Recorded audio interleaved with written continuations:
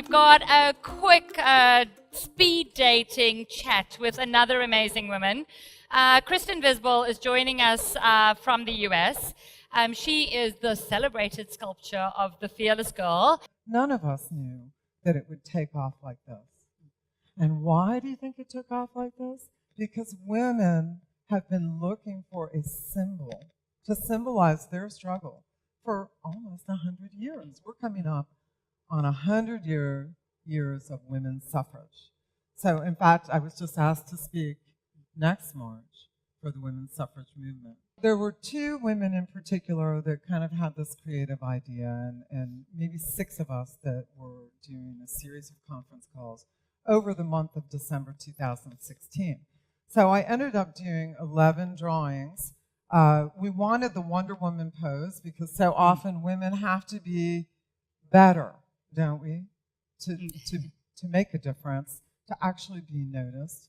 So we chose Wonder Woman, and then we chose a ponytail because we wanted to symbolize a future professional, right? So a lot of women wear their hair back in a ponytail. It looks professional, it looks neat. That's why we did that. We wanted high tops to make sure that she looked modern, so that we were actually talking about today's children, this era, and what these young women of today mean to the future of business tomorrow. And what we're trying to do with the work is start this global conversation about equality of women. So in the end, you know, I ended up coining an umbrella of goals that we call the gender diversity goals that surround Fearless Girl, and they are supporting women in leadership positions, equality of women, equal pay, the general well-being of women, education of women, and education in the workplace for the prevention of prejudice. Those are the basic ideas.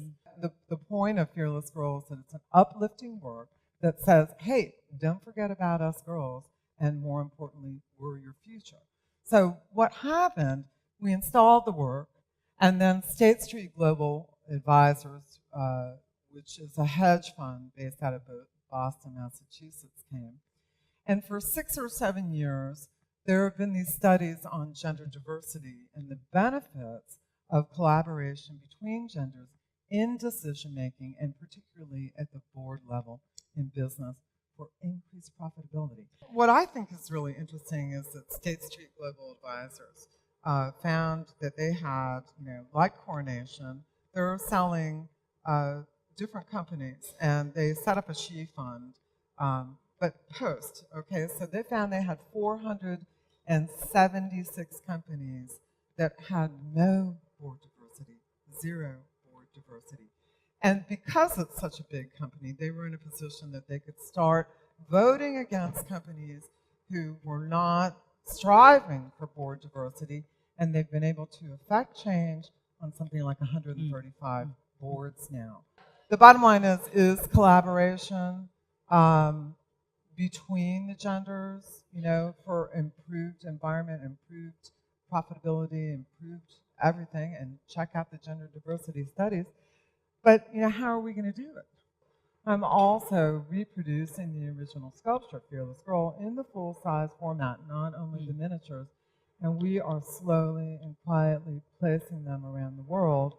We'll have at least 3 additional unveilings next March, and I have an unveiling in October, and hopefully another one in September, so that this little girl ends up being a symbol for diversity and reminds people that those socialized ideas, from the hunter and gatherer age are no longer valid, that women and men need each other. We're a perfect yin and yang of society, and we have to continue that way. We were designed that way. So now that's the enlightened path forward for our global society. And the only thing we can do is talk about it, educate, point people to the different studies that are out there, ensure that our company's human resource department is actually apprised and availed of all these studies, and to put this figure out there and to go around and talk about it.